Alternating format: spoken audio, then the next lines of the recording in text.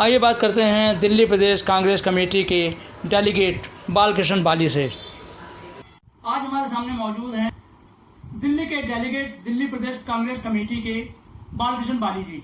आज हम बात करेंगे बालकृष्ण बाली जी से कि आपका त्रिलोकपुरी विधानसभा में और दिल्ली की कांग्रेस कमेटी के अंदर क्या क्या भूमिका रही है और आज आप दिल्ली के डेलीगेट्स भी हैं। बालकृष्ण बाली जी बताइए, आपका क्या भूमिका रहेगी दिल्ली के आगे आने वाले कार्यक्रम में। नमस्कार सर, जो आजकल चल रहा है, सबसे पहले तो ये कोरोना चल रहा है। कोरोना की महामारी से पूरी त्रिलोकपुरी में, पूरी दिल्ली में क्या पूरे भारत में लोग परेशान हैं। त्राही त्राही मची हुई है। कोई भी सरकार इस तरफ ध्यान नहीं दे रही है।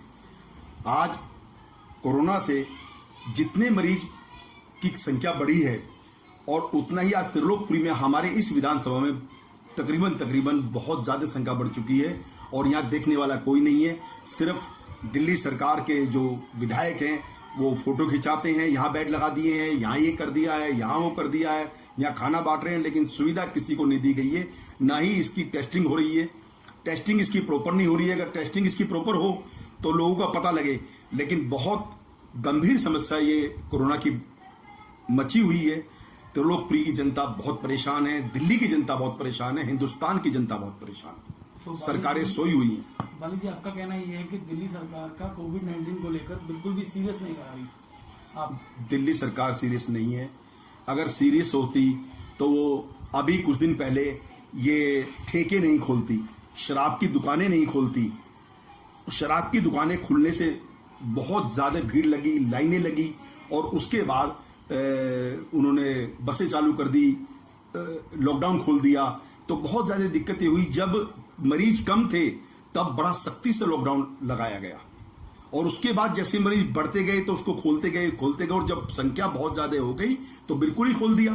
तो ये आत्मनिर्भर, ठीक है, जनता आत्मनिर्भर है और जनता रहेगी, लेकिन ऐसा भी नहीं करना चाहिए कि आप बिल्कुल ही जनता के ऊपर छोड़ दो। आपका कोई दायित्व ही नहीं है। दिल्ली सरकार अपने दायित्व में फेल हो गई है। अपने हर कदम पे कोरोना के मामले में बिल्कुल फेल है। आज उसकी मोहल्ला क्लिनिकें कहां हैं? एक बार केजरीवाल जी ने कहा था कि दिल्ली में जो भी रोड पर एक्सीडेंट होगा, इन्होंने अनाउंस किया था और उसको लागू भी किया था, जो एक्सीडेंट होगा उसको दिल्ली के किसी भी प्राइवेट अस्पताल में आप जाके भर्ती कराइए, दिल्ली सरकार पैसा देगी। लेकिन आज कोरोना की महामारी में कोई ऐसा अनाउंसमेंट नहीं कर रहे हैं। सरकारी अस्पतालों में जगह नहीं है और वहां आधार कार्ड देख के ये लोग ले रहे हैं। मरीजों की बहुत दुर्गति हो रखी है। सरकारी में जगह नहीं है, प्राइवेट वाले लेने को तैयार नहीं है। प्राइवेट में जाओगे तो आपका पैसा लगेगा। गरीब आदमी कहां से पैसा लेकर आएगा? लेकिन जो आधार कार्ड वाला जो किया है वो तो जनता के हित में ही किया है ना। जैसा कि केजरीवाल सरकार कहती है कि भाई आधार कार्ड दिखाइए आप और अपना इलाज फ्री में कराइए। तो जैसे कि आप देखा होगा, शादी का सीजन भी है तो उसमें शादियां होती हैं, बाहर से भी शादियां होती हैं, बहू बेटियां बाहर से भी आती हैं। तो अगर ऐसे में कोई बीमार पड़ता है तो क्या मतलब ये सही फैसला है आधार कार्ड के वाला? ये बहुत गलत फैसला है। आधार कार्ड का फैसला इनको नहीं करना चाहिए था। जो शादियां होकर बहू आ रखी है दिल्ली में, बाहर से आ रखी है, उनके आधार कार्ड चेंज नहीं हुए हैं। बहुत रिश्तेदार आ रखे हैं जो फंसे हुए थे यहाँ पर, उनके आधार कार्ड दूर के हैं। तो क्या वो मरेंगे? उनको मर जाने दिए जाए?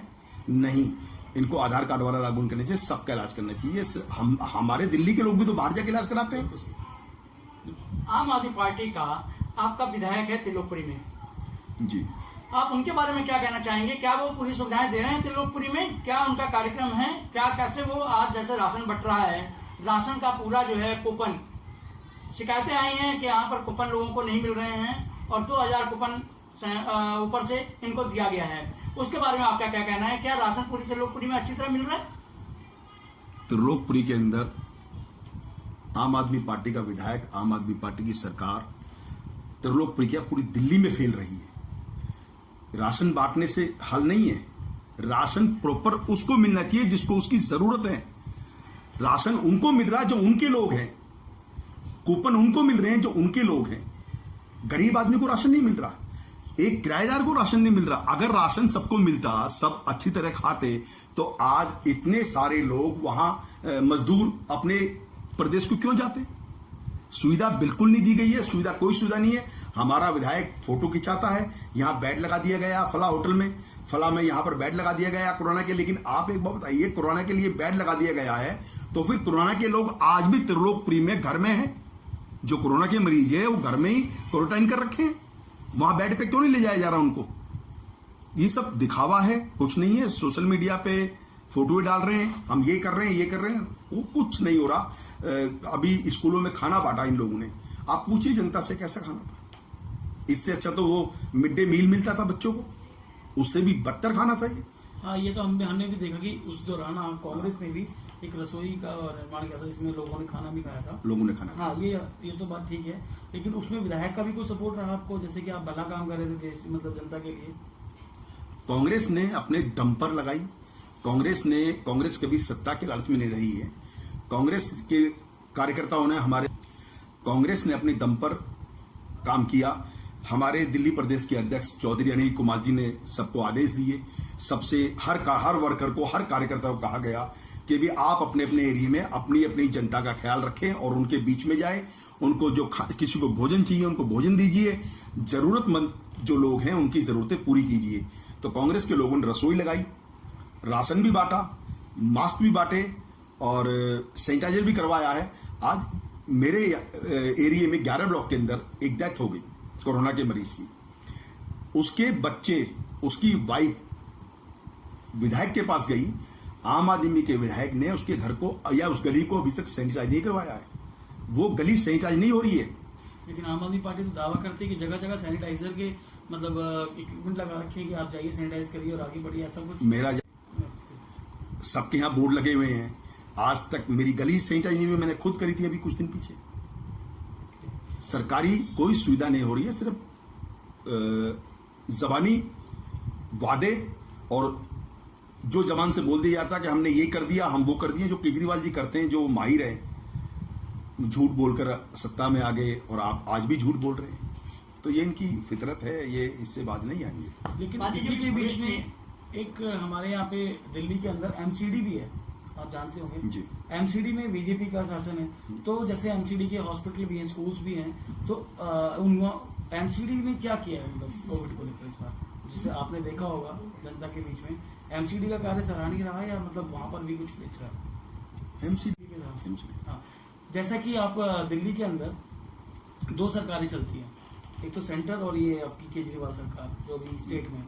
इसके साथ साथ एक एमसीडी का भी कार्य बहुत रहता है यहाँ पर, जो कि हर जगह, और जहां तक हमें मालूम है कि एमसीडी में अभी बीजेपी शासित है, तो वहां पर कार्य सराहनीय रहा मतलब बीजेपी सेंटर में होने के बावजूद, मतलब जैसे होना चाहिए। तो आपका उसके बारे में क्या कहना, थोड़ा सा? एमसीडी तो बहुत निकम्मा डिपार्टमेंट है, बहुत ही बेकार डिपार्टमेंट है। इस वक्त सैनिटाइजिंग का जो जिम्मा है वो एमसीडी का है, जो नहीं हो रहा। अभी मैंने आपको बताया हमारे यहाँ कोरोना के मरीज हैं, कुछ उन गलियों को भी नहीं किया गया है। एमसीडी बिल्कुल नाकाम है। एमसीडी कहीं नजर भी नहीं आ रही है। पूरी दिल्ली के अंदर आप कहीं देख रहे हैं एमसीडी को कि एमसीडी कहीं कुछ कर रही है? ये एमसीडी दिल्ली में साफ सफाई तो ढंग से कर नहीं पाती। रोहित महरोलिया जी पहले वो निगम पार्षद थे, तब भी बदतर ये स्थिति थी यहाँ की, आज भी बदतर स्थिति है। सिर्फ ये है कि एमसीडी एक बीजेपी की उसमें सत्ता है, लेकिन उन्होंने कभी काम नहीं किया। लेकिन हमें ये समझ नहीं आ रहा कि मालूम नहीं लोग क्यों, क्योंकि लोग वहां तक जाते नहीं है। लोग ज्यादातर ध्यान रखते हैं दिल्ली सरकार का। दिल्ली की हमारी आदरणीय मुख्यमंत्री थी शीला दीक्षित जी, उन्होंने दिल्ली में इतना विकास किया, बहुत विकास किया। आज दिल्ली में जब से ये सरकार आई है कोई विकास कार्य नहीं हुआ, अभी तक कुछ नहीं हुआ है। सिर्फ वादे होते हैं और वादे पूरे नहीं होते हैं। केजरीवाल जी वादे करते हैं, पूरे नहीं करते हैं। आज दिल्ली में भ्रष्टाचार चरम सीमा पर है।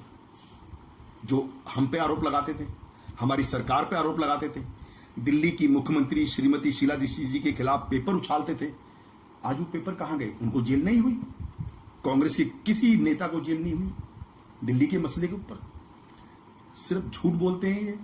एमसीडी में भी यही हो रखा है। भारतीय जनता पार्टी और आम आदमी पार्टी इस वक्त मिले हुए हैं और ये मिलकर जनता को गुमराह कर रहे हैं और कुछ नहीं है। ये जो आंकड़े हैं आज कोरोना के, वो ये आंकड़े छुपा रहे हैं। डेथ पूरी नहीं बता रहे हैं, कितने लोग हो गए हैं उनको नहीं बता रहे हैं।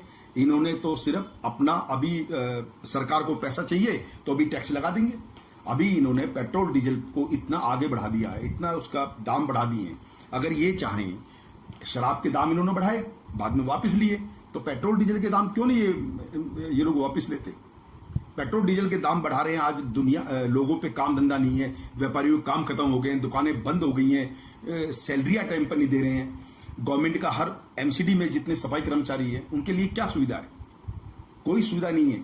सबसे ज्यादा काम करते हैं, सबसे जमीन में घुस के काम करते हैं वो लोग, लेकिन उनको कोई सुविधा अभी तक नहीं दी गई है। एक भी एमसीडी सफाई कर्मचारी कहे कि हमें किट दी गई है, किसी को किट नहीं दी गई है। इन्होंने एमसीडी सफाई कर्मचारी की कोरोना योद्धा की जब मौत होती है तो उसको पैसा नहीं है, उसके लिए कोई सुविधा नहीं है। केजरीवाल जी ने कुछ नहीं किया, बिल्कुल नकार देते हैं। सिर्फ ये लोग झूठ बोलकर सत्ता में आए थे और झूठ बोलकर ही ये अपना राज करते रहेंगे।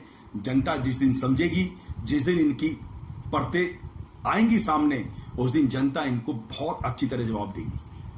बालकृष्ण, भविष्य में आपका कांग्रेस के प्रति क्या रुख रहेगा और अब आप क्या करने वाले हैं? कांग्रेस के हमारे दिल्ली प्रदेश के अध्यक्ष आदरणीय अनिल चौधरी जी जमीन पर हैं। जनता के लिए 24 घंटे उन्होंने रसोई का काम किया हमारे दिल्ली प्रदेश कार्यालय में और हमारे हर जगह। अनिल चौधरी जी अभी तक घर नहीं बैठे हैं, काम कर रहे हैं और इस लिहाज से जनता चाह रही है, जनता कह रही है कि हम कांग्रेस को वापस देखना चाहते हैं, क्योंकि आज जो कोरोना के लिए जो सबसे ज्यादा काम किया वो कांग्रेस के कार्यकर्ताओं ने किया है और कांग्रेस के कार्यकर्ता जमीन पर हैं और जमीन पर काम कर रहे हैं। अभी आप दिल्ली प्रदेश कांग्रेस कमेटी के संगठन में हैं और आप डेलीगेट भी हैं दिल्ली के, तो आपका त्रिलोकपुरी के प्रति क्या प्रतिक्रिया रहेगी और क्या आप त्रिलोकपुरी के लिए करने वाले हैं? त्रिलोकपुरी की प्रतिक्रिया मेरी शुरू से ही बहुत अच्छी रही है और मैं बचपन मेरा यहीं बीता है और मैं यूथ कांग्रेस से मैंने शुरू किया था।